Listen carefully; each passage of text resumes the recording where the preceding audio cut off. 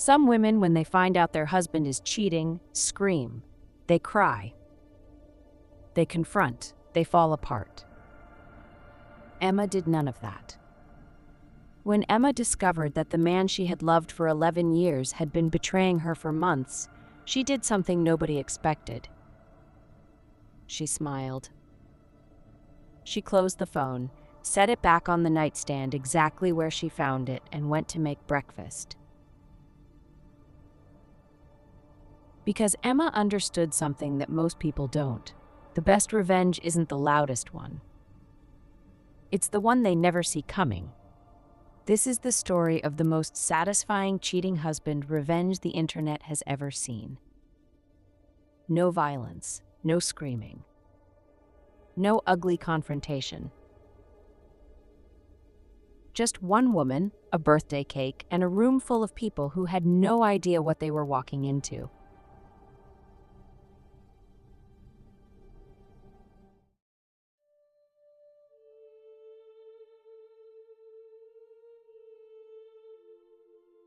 Emma and Ryan met in their late 20s, the kind of couple that makes everything look effortless. She was a marketing manager, sharp and creative. He was a sales director, charming and ambitious. They got married after 3 years of dating, bought a house in the suburbs, had the kind of life that looks perfect from the outside: Sunday brunches, weekend trips, dinner parties with friends. Emma was devoted. Not in a naive way, she was too smart for that, but she believed in what they had built together, and she had never had a reason to doubt it. Until the Tuesday morning, she woke up early and found Ryan's phone lit up on the nightstand. He was still asleep. She glanced at the screen, and in 3 seconds, 11 years of trust collapsed.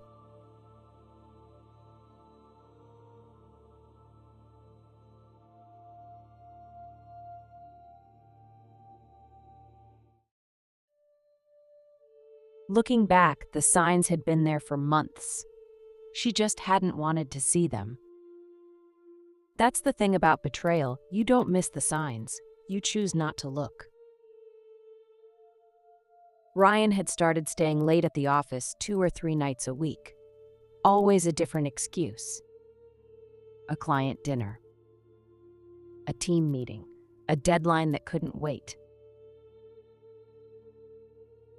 He had become oddly protective of his phone, always face down on the table, always taken to the bathroom, always a reason why she shouldn't need to touch it.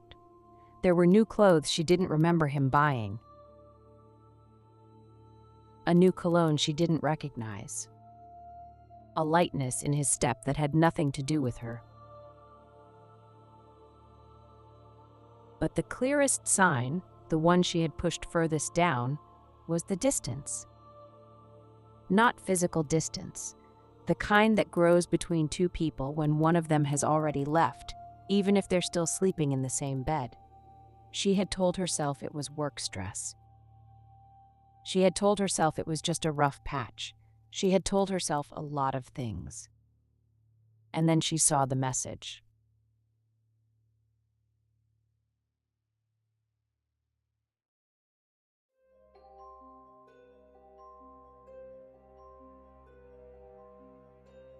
Emma stood in the kitchen that Tuesday morning, coffee in hand, and made a decision. She was not going to cry. She was not going to confront him. Not yet, because Emma had learned something important in her years in marketing. Timing is everything. You don't launch a campaign before you're ready. You wait for exactly the right moment, and then you make it unforgettable. She spent that day doing 3 things. She called a divorce attorney and scheduled a private consultation. 2, she started quietly documenting everything: messages, timestamps, hotel receipts she found buried in their joint account, and she waited. Every morning she made Ryan coffee. Every evening she asked about his day. Every night she lay beside him and said nothing. For 8 weeks, Emma was the perfect wife. Calm, warm, present, and completely methodically planning every detail of what was coming.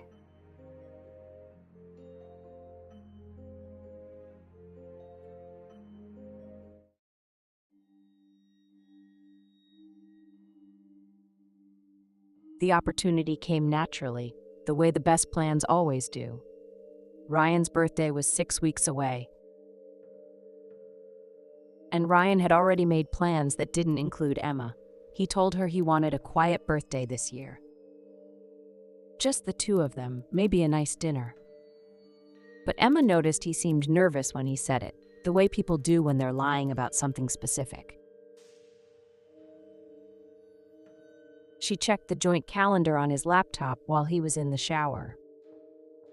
Sure enough, his birthday weekend was blocked out with a vague note, out-of-town work conference. There was no conference. She had already checked with his assistant. Ryan was planning to spend his birthday with the woman from the messages, while Emma was supposed to be home, waiting, knowing nothing. Emma closed the laptop and smiled, because Ryan had just handed her exactly what he needed: a date, a location, and the perfect excuse to throw him a surprise party. She started making calls the very next morning. To Ryan's mother, his sister, his closest friends, her own family, anyone who loved Ryan and had no idea who he really was. The story she told them was simple and sweet. Ryan had been so stressed lately, working so hard. She wanted to do something special, a surprise birthday gathering at their home the morning of his birthday, before he left for his conference. Everyone said yes immediately. Of course they did. Emma had always been the perfect wife. Why would anyone question her?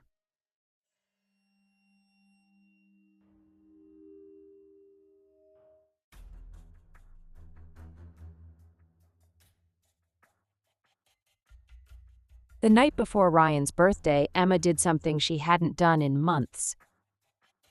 She slept perfectly. 8 straight hours, completely calm, completely ready. She was up at 6. Coffee made, house tidy, dressed and composed by 7. By 7:30, the first guests were arriving. Ryan's mother came first, carrying a homemade cake. She hugged Emma at the door. "And you're such a good wife." "He's so lucky." Emma smiled and said, "I know."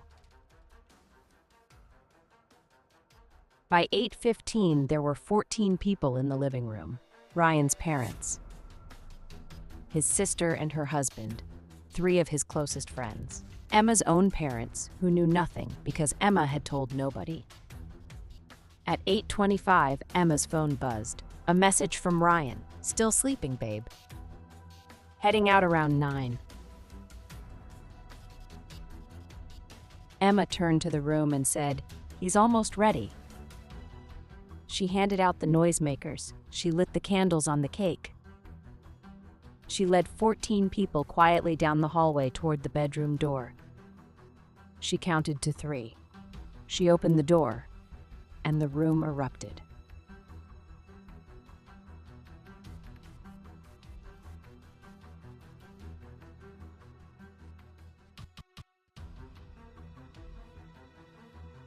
"14 voices screaming surprise. Noisemakers. A lit birthday cake. Phones raised to capture the moment. And Ryan, frozen in bed, with a woman who was very clearly not Emma. The room went from chaos to silence in about 2 seconds. The kind of silence that has weight, the kind that you can feel pressing down on everyone in it. Ryan's mother dropped the cake. His sister grabbed her husband's arm.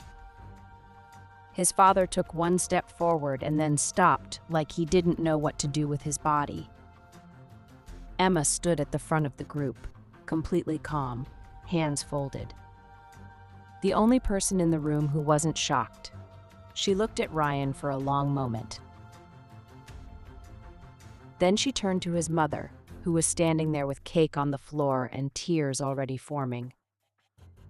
And she said, "I'm so sorry you had to see this. I thought you deserved to know." Ryan's mother looked at her son, then she looked at Emma, and she said, "Get out of this house." But she wasn't talking to Emma.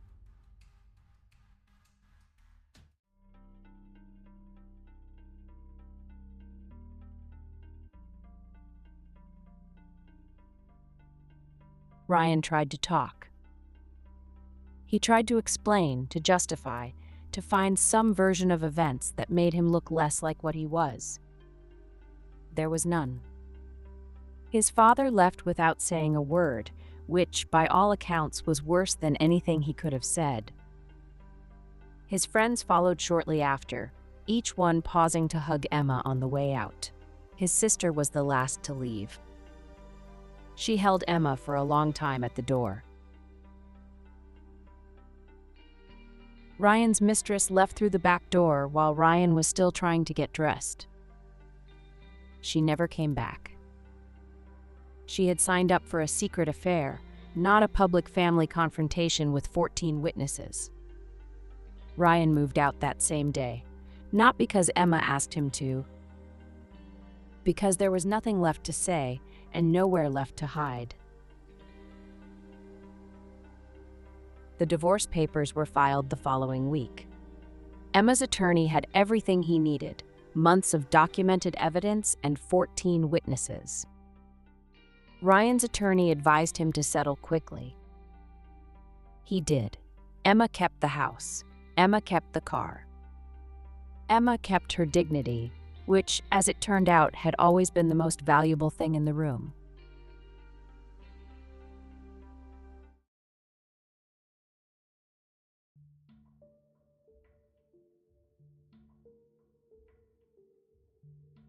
People asked Emma afterward why she hadn't just confronted Ryan privately.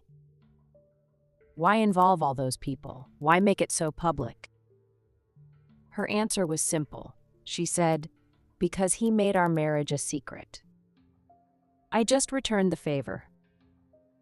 Ryan had spent months living a double life, lying to Emma, lying to his family, lying to his friends. He had counted on everyone's trust to protect him. Emma had simply used that same trust to make sure everyone saw the truth at once. That's not cruelty, that's precision. There's a difference. The last anyone heard, Ryan had moved to another city, started over. Somewhere nobody knew his name or his birthday or what happened that morning. Emma still lives in the house. She redecorated the bedroom, and every year on that date she buys herself a cake just for herself and calls it a celebration. Because it is the day she stopped pretending. The day she finally got exactly what she deserved.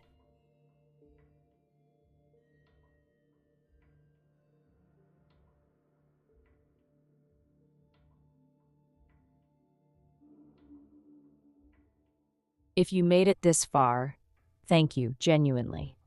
Tell me in the comments, at what point in this story did you realize what Emma was planning? Because that moment is different for everyone, and I want to know when it hit you. If this cheating story gave you the satisfaction you were looking for, drop a like. It takes 1 second and it means everything to this channel. Subscribe if you want more revenge stories, karma stories, and cheating stories every single week. I'll see you in the next one.